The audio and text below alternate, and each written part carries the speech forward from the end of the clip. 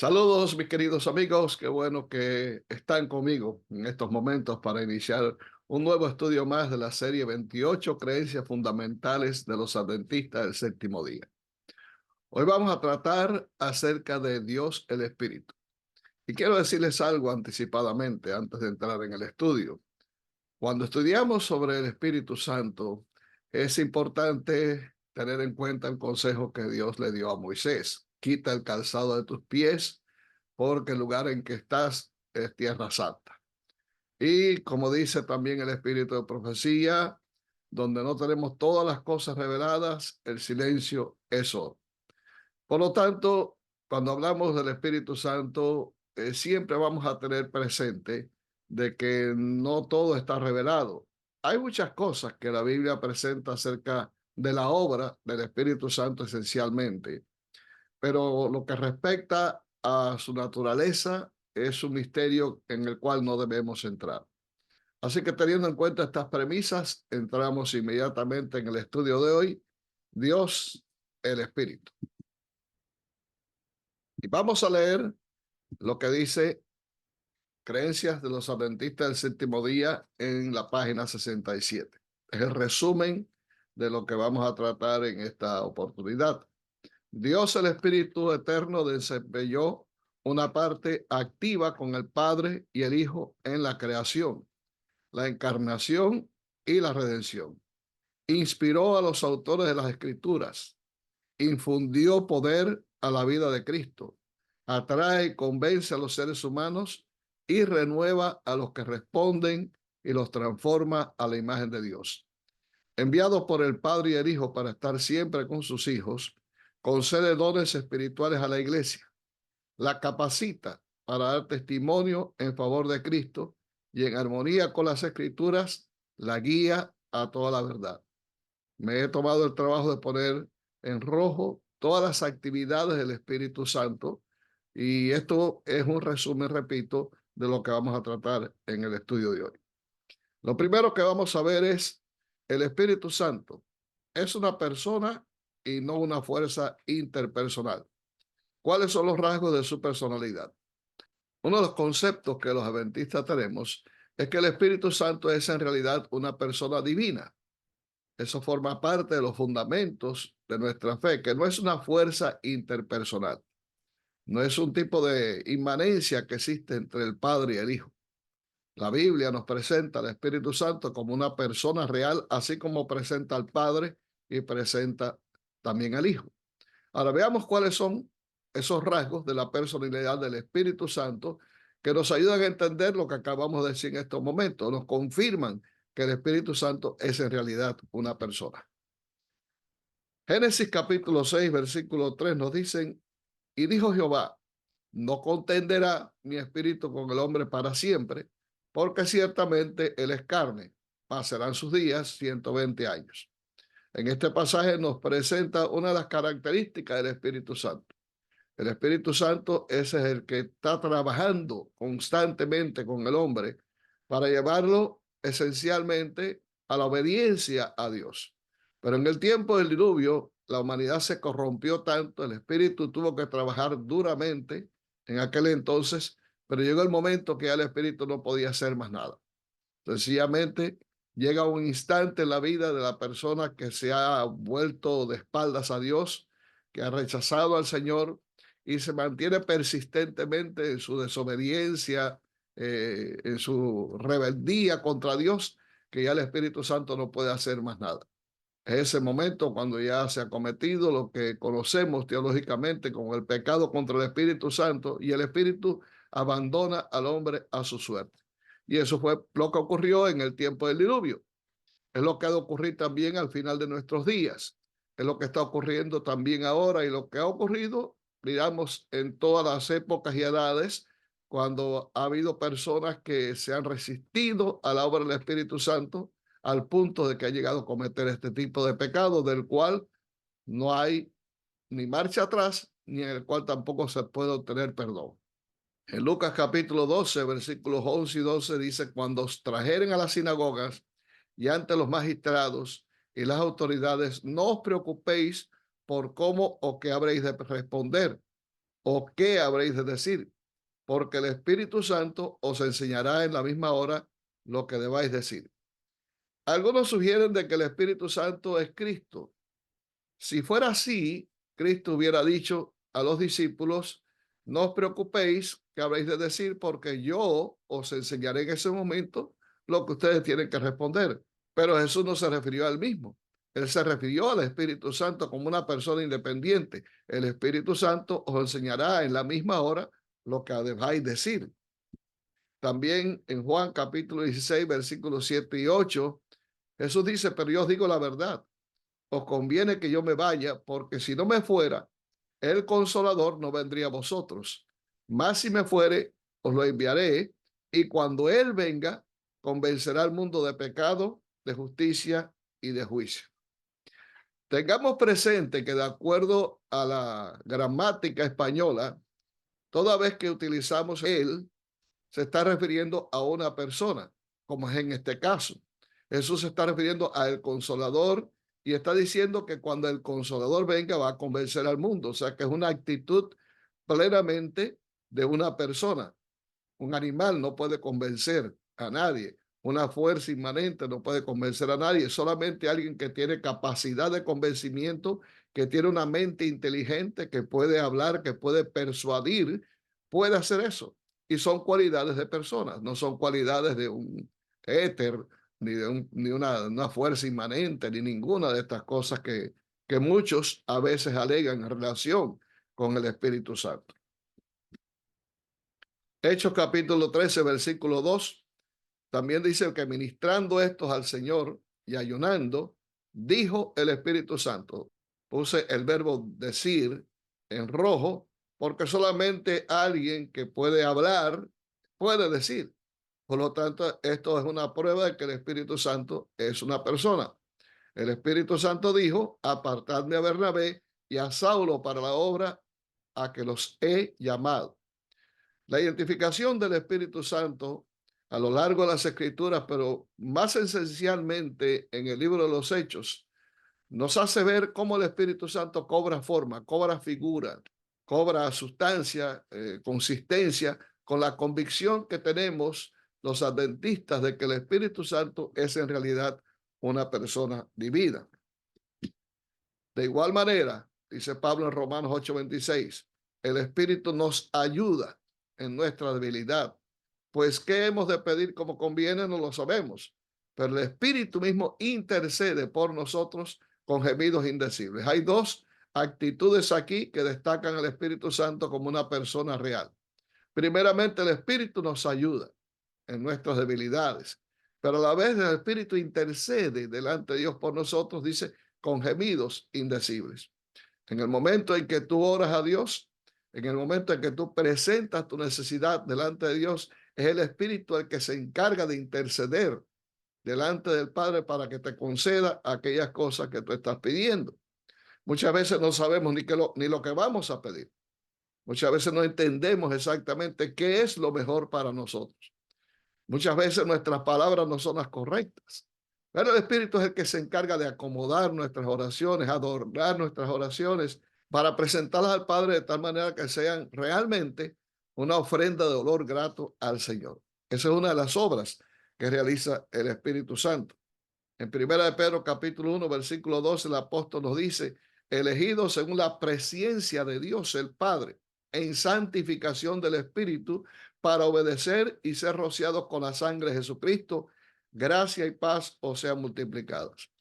Mira, querido, hay tantos que están diciendo de que la Trinidad es una invención católica y cuestiones por el estilo, pero la Biblia nos da base suficiente, no en uno, no en dos, no en tres, sino en muchos pasajes que nos presentan que la Trinidad es una doctrina que se basa en la palabra de Dios. Y aquí tenemos un texto que así nos lo presenta. Somos elegidos por la presencia de Dios. Desde el principio, desde antes de la fundación del mundo, ya fuimos escogidos por Dios para ser salvos. Y dice también que el Espíritu Santo es el que se encarga de santificar nuestras vidas. Una vez que hemos sido elegidos por Dios y haber aceptado a Cristo como nuestro Salvador y ser rociados con su sangre para perdón de pecados, el Espíritu es el que se encarga de guiarnos en el proceso diario de la santificación, perfeccionar nuestro carácter a través del lavacro de la palabra para que lleguemos a ser perfectos e idóneos para el reino de los cielos. Esa es la obra que el Espíritu Santo realiza constantemente en el ser humano. En 2 de Pedro capítulo 1, versículo 21, también dice el apóstol, porque nunca la profecía fue traída por voluntad humana, sino que los santos hombres de Dios hablaron siendo inspirados por el Espíritu Santo. ¿Te das cuenta? Todas estas actividades del Espíritu, como esta que menciona aquí Pedro, lo destacan como una persona real. Puedes pensar que el viento no puede hacer eso. Bueno, Cristo comparó al Espíritu Santo, la obra que hace en el corazón, como el viento. Es una metáfora. Es una metáfora sencillamente para determinar cómo el Espíritu hace que una persona pueda ir cambiando su naturaleza, cambiando sus pensamientos, sus hábitos, sus intenciones de una manera imperceptible, que a veces ni el mismo individuo se da cuenta de cómo está ocurriendo, pero es algo real hasta que la persona llega a ser transformada totalmente en una nueva criatura. Por eso entendemos que estas actividades, como dice en Creencias Fundamentales, página 68, no pueden ser realizadas por un mero poder, una influencia o un atributo de Dios. Solamente una persona puede llevarlas a cabo. Ese es el fundamento de la Iglesia Adventista del Séptimo Día. Pasamos a otro punto. El Espíritu Santo es, por lo tanto, verdaderamente Dios. Veamos algunos atributos que tiene el Espíritu Santo que lo catalogan como un ser divino, como un ser real que tiene todas las cualidades, tiene todos los atributos de la divinidad.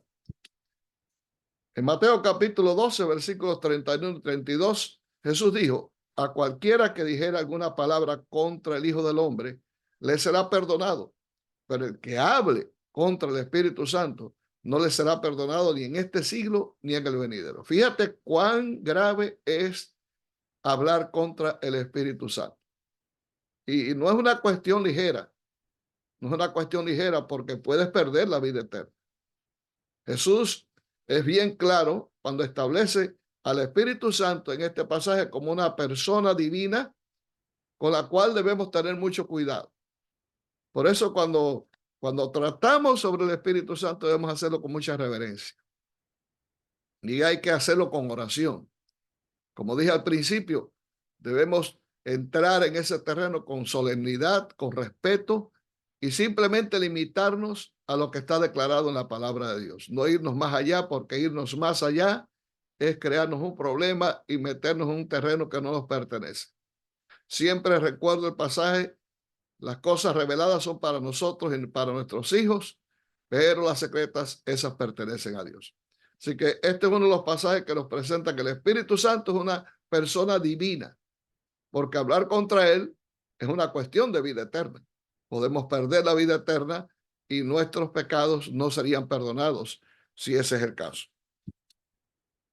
Mateo 28:19 tiene la comisión que Jesús dio a sus discípulos.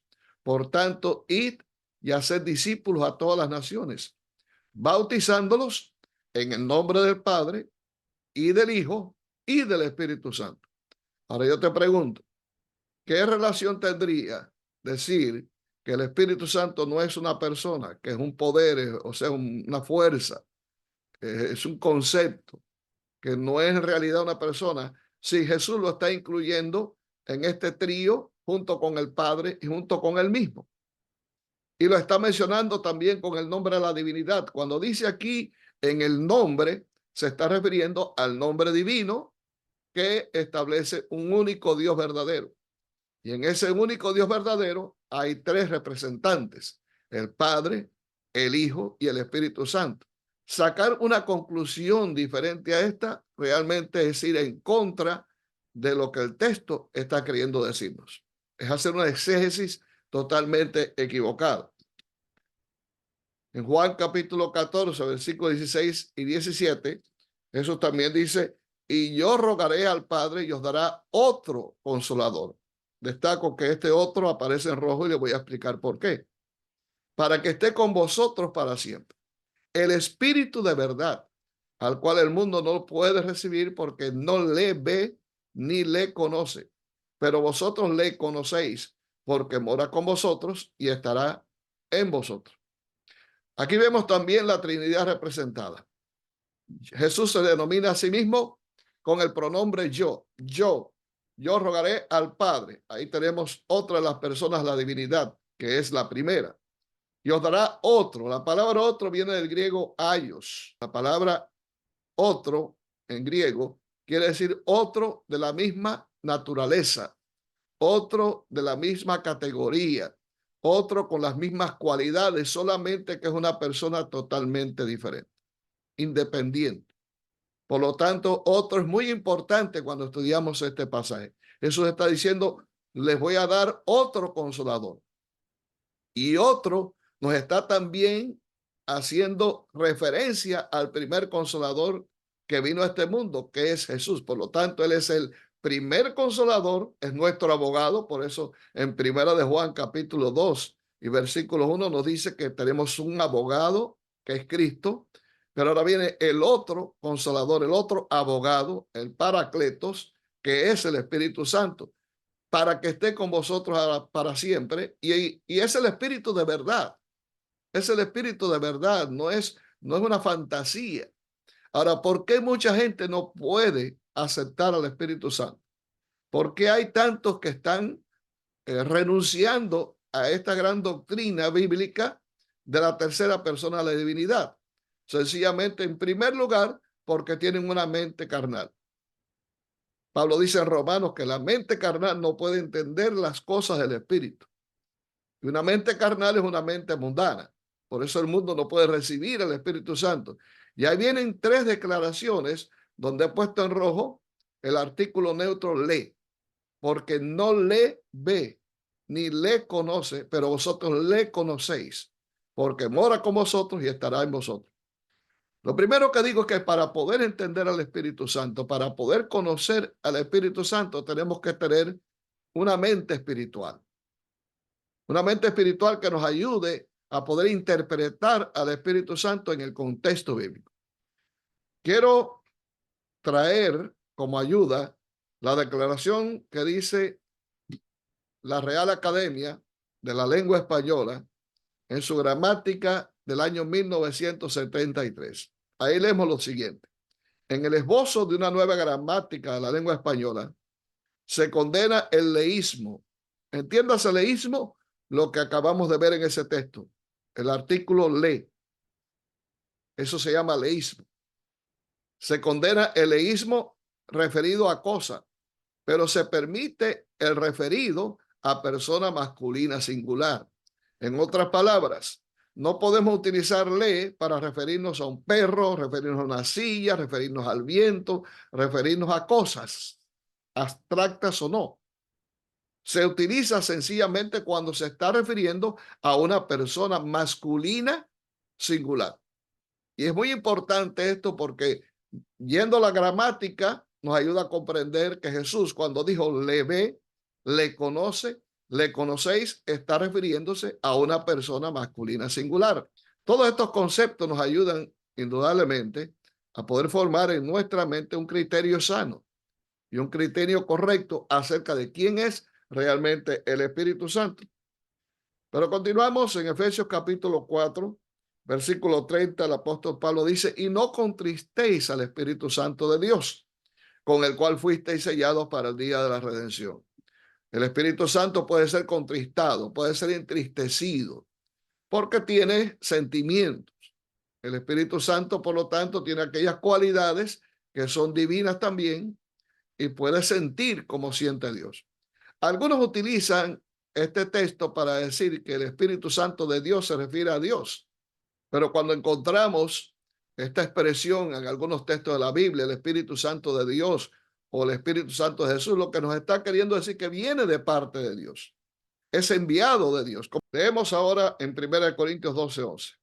Pero todas estas cosas las hace uno y el mismo Espíritu, repartiendo a cada uno en particular como Él quiere.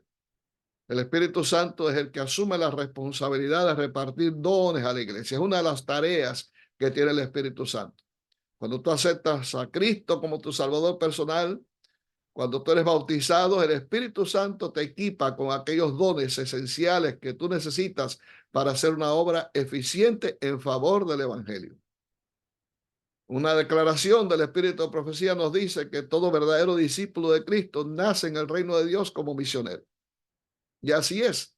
Nacemos en el reino de Dios cuando somos bautizados para ser misioneros de Cristo. Y ahí tenemos la encomienda de parte de Dios. Y tenemos la unción celestial con los dones que necesitamos desarrollar para que nuestro testimonio sea efectivo y podamos traer a otros a los pies de Jesús. Esa obra la hace el Espíritu Santo. Los dones que tú tienes y has desarrollado en tu vida para bien del Evangelio y de la causa del Señor en este mundo son obra del Espíritu Santo en ti. Es el regalo que Dios te da. Es un regalo que el Señor te otorga en el momento de tu conversión. Así que esta es otra de las tareas que tenemos en cuanto al Espíritu Santo.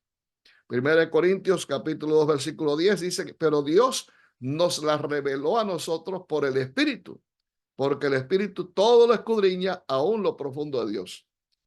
En este pasaje, al igual que los demás, nos está presentando al Espíritu Santo como un ser divino, alguien que está en perfecta relación con Dios. Esto no lo podía haber hecho Lucifer, con todo lo perfecto que era. Él no podía escudriñar lo profundo de Dios. Nosotros no tenemos esa capacidad, porque no tenemos la mente de Dios, pero el Espíritu Santo sí. El Espíritu Santo tiene la mente de Dios, por lo tanto el Espíritu Santo conoce perfectamente cómo piensa Dios, cómo decide Dios, los sentimientos de Dios, porque Él forma parte de la naturaleza divina. Así que este texto también es sumamente revelador. Si hay alguien que puede realmente hablarnos acerca del Padre y hablarnos de quién es realmente el Hijo, es el Espíritu Santo. Es por eso que Cristo lo envió, para que Él nos guiara a toda la verdad y pudiéramos conocer exactamente cómo es Dios. Vamos a ver entonces, por lo tanto, en esta siguiente sesión, el Espíritu Santo y la deidad. Interesante lo que le dice el ángel Gabriel aquí en Lucas capítulo 1, versículo 35 a María. Respondiendo el ángel le dijo, el Espíritu Santo vendrá sobre ti y el poder del Altísimo te cubrirá con su sombra, por lo cual también el santo ser que nacerá será llamado Hijo de Dios. Aquí tenemos otra alusión a la Trinidad. El Espíritu Santo se encargaría de la gestación de Jesús, de la fecundación de María. El poder de Dios iba a cubrir a María con su sombra y finalmente el producto sería el nacimiento del Redentor del mundo, Cristo Jesús. Otro pasaje en Mateo 1:18 dice que el nacimiento de Jesucristo fue así. Estando desposada María, su madre, con José, antes que se juntase, se halló que había concebido del Espíritu Santo. Todas estas menciones al Espíritu Santo como una entidad diferente, aunque igual a Dios, porque este es uno de los grandes misterios que no podemos interpretar. Sí, son tres personas divinas, pero a la vez son una. Indudablemente marcan al Espíritu Santo con una personalidad total. Lo presentan como algo real que nos hace entender claramente cómo el Espíritu Santo es una persona divina. El Espíritu Santo fue el que engendró a Jesús.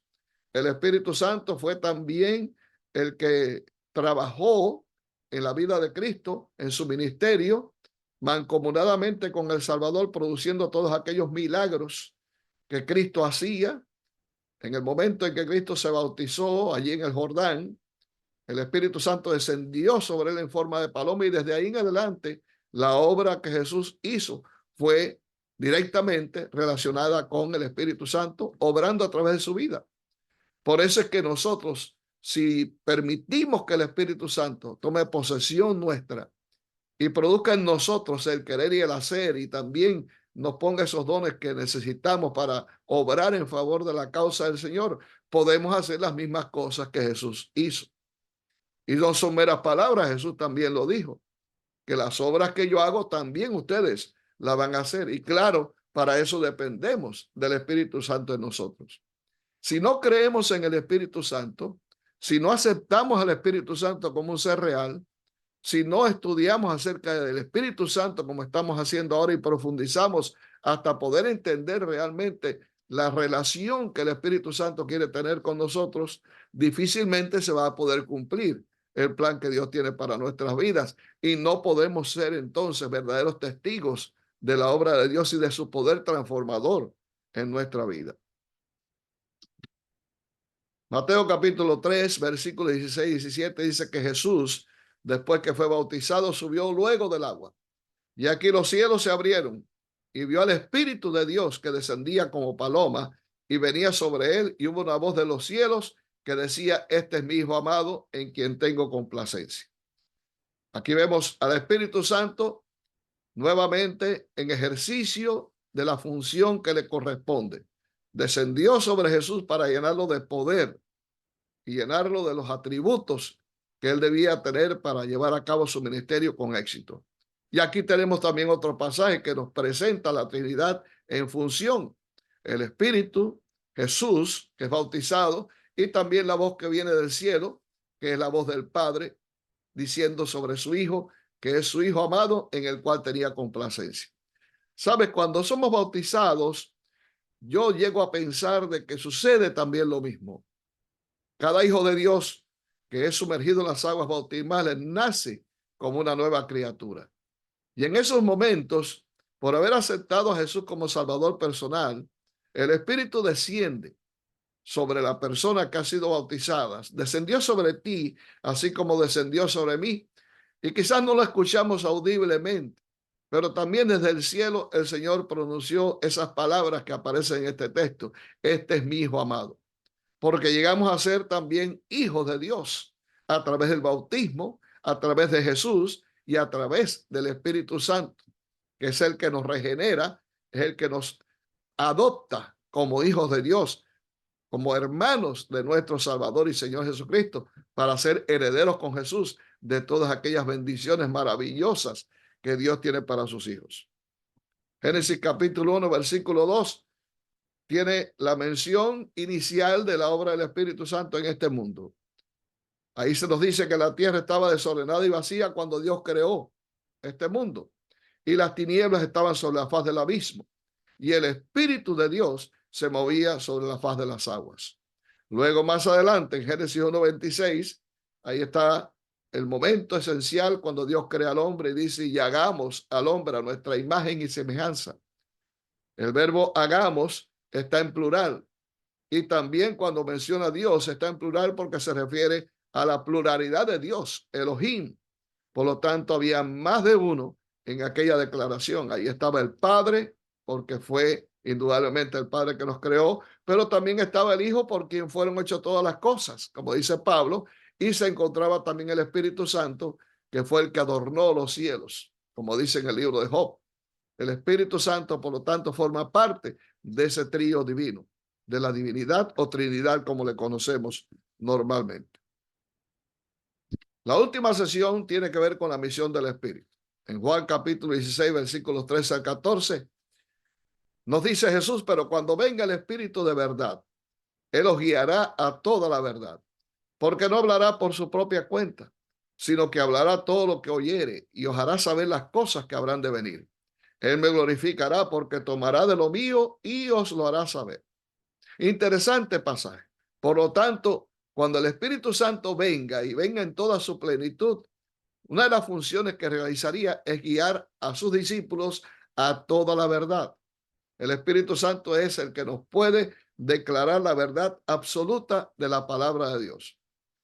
Y esa verdad es la que se va abriendo paso en nuestra vida para que podamos entender realmente a Dios. Dice que no va a hablar por su propia cuenta, sino que va a hablar todo lo que oyere. ¿Por qué? Porque el Espíritu Santo tiene una perfecta relación con el Padre y también con el Hijo. En otras palabras, Jesús dijo en una oportunidad que Él no hace nada sino lo que ve hacer al Padre. Ellos trabajan mancomunadamente en una misma dirección. Ellos trabajan unidos en un mismo propósito. Ellos trabajan en una forma sólida para rescatar al hombre del pecado, de la ruina y de la muerte eterna, y poder llevarnos nuevamente a una relación saludable con Dios y a su salvación final. Así que esa es la obra que el Espíritu Santo realiza. Y en esa obra el Espíritu Santo nos declara toda la verdad. Es el que nos guía paso a paso al conocimiento de la verdad bíblica. Si tú le cierras la puerta al Espíritu Santo, si tú reniegas el Espíritu Santo no te puede guiar a toda la verdad. Y ahí es cuando viene el diablo y empieza a meterte ideas erróneas, conceptos erróneos, equivocados, y te desvías completamente de la verdad tal cual está presentada en la Biblia. Por eso, querido hermano, querida hermana, no podemos volverle las espaldas al Espíritu Santo. No podemos comenzar a decir que el Espíritu no existe, que eso es una aberración, que eso es una falsedad. Lo falso es decir que no existe. La Biblia es clara cuando nos presenta la obra del Espíritu Santo.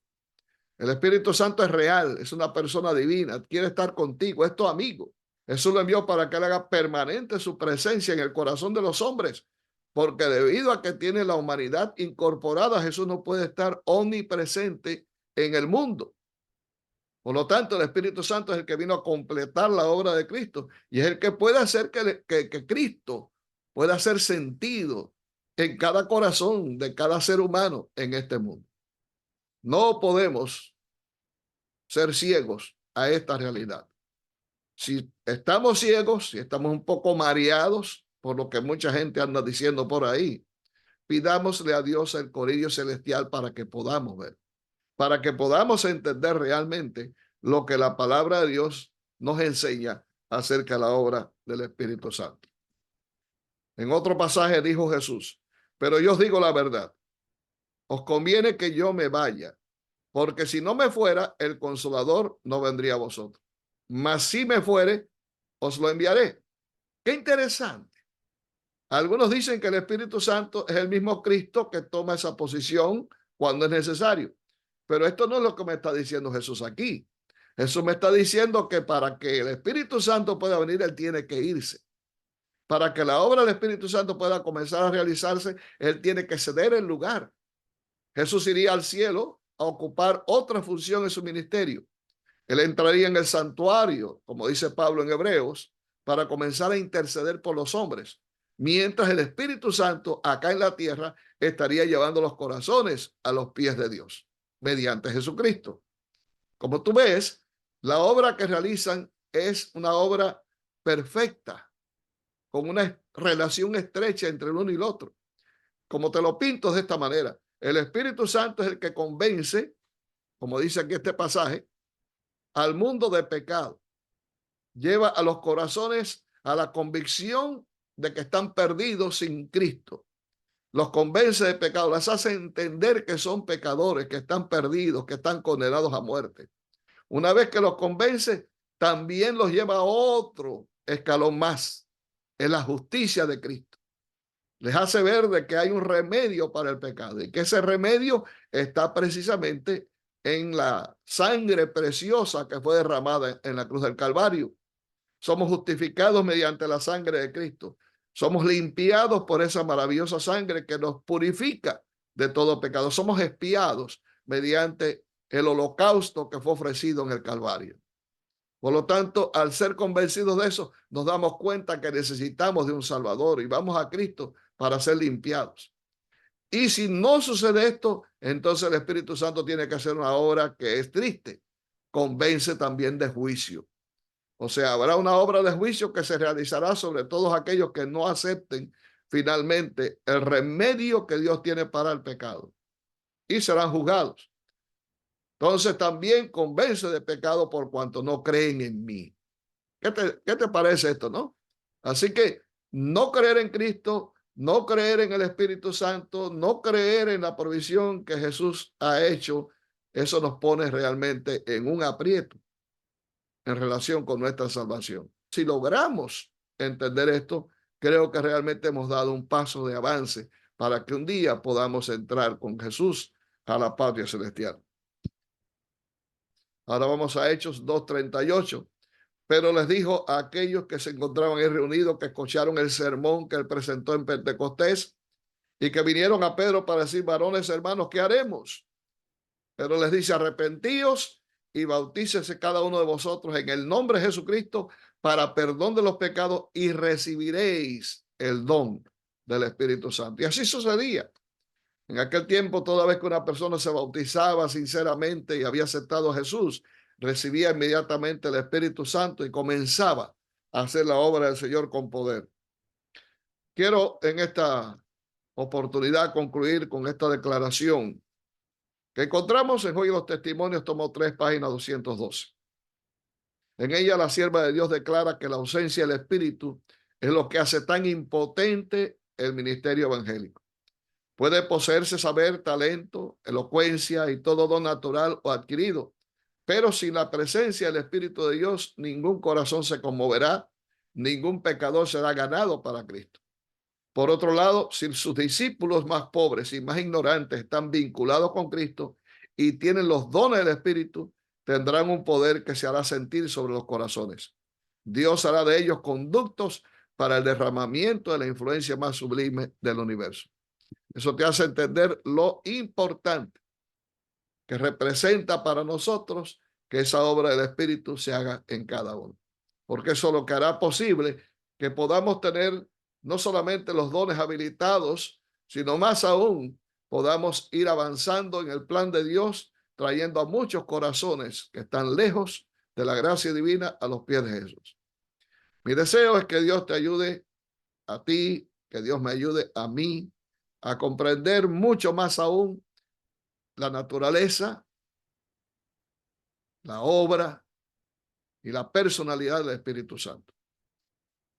Como naturaleza, quizás no podamos entrar mucho en eso, pero sí podemos entender y aceptar que el Espíritu Santo es Dios.